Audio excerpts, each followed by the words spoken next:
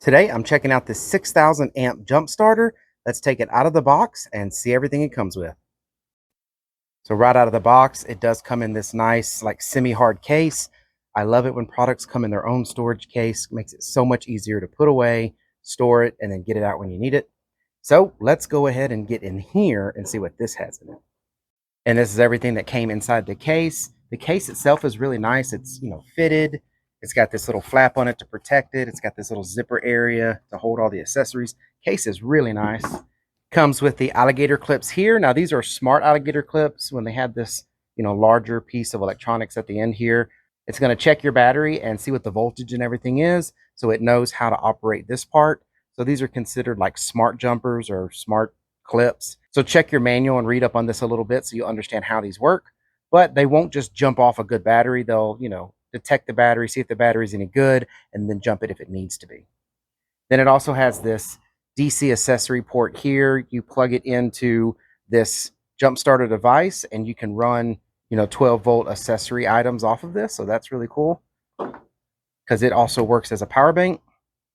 Then it comes with a USB cable here. This can be used for two things. One, to charge it, right? So you can charge this thing up with this USB cable, but also, since this is a power bank, you can charge things off of it. So if you need to charge your phone or something like that, you can plug it into the jump starter and, power those devices. It comes with a manual, and then of course it comes with the main unit here.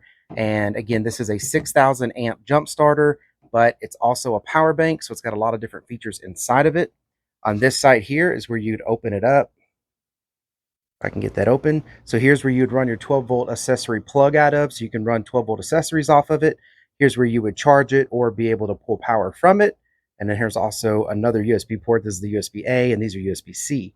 If you see here, it says like out, in, USB out, DC out. Shows you everything that you need right there. It does have lights on the front. So if you hit the power button and turn it on, like right now it's 88% charged, and you click and hold the light, now you've got a light. You hit it again, and a blink. You hit it again, you get like an SOS signal or distress signal.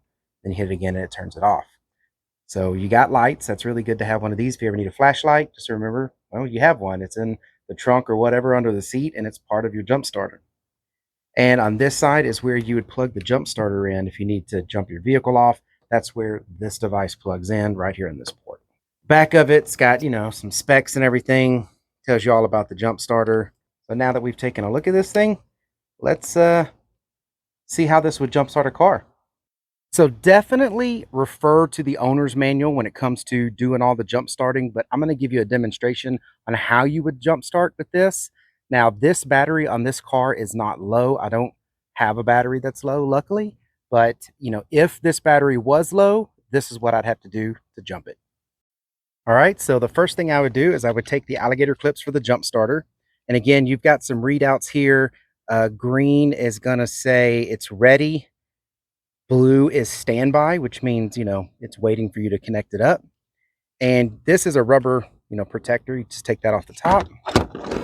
Then you go to this side of the jump starter, the battery bank, and you can only put them in one way. As you can see, there's like a D and an O style connector.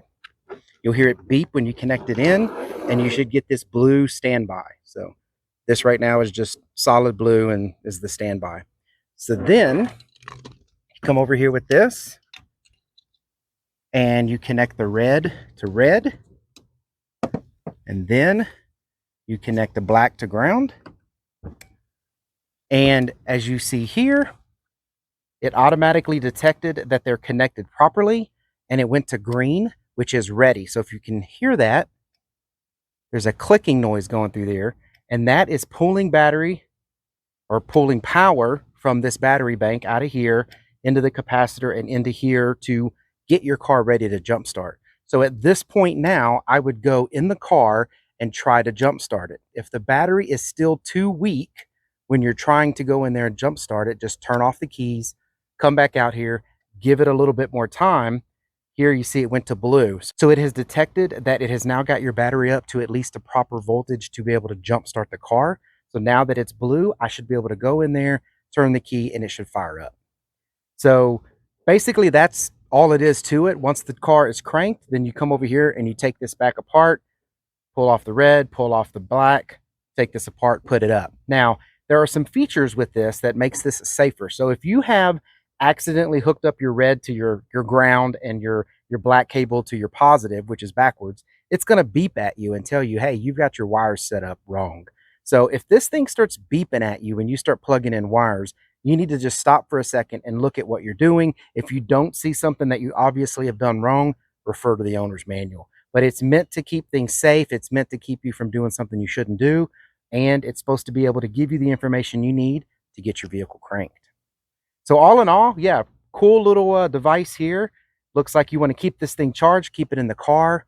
It should hold a charge for quite some time. I mean, 3 months, 6 months.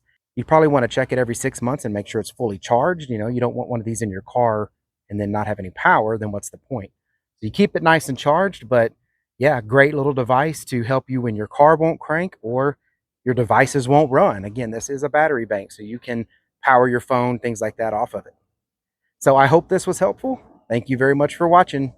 Y'all take care.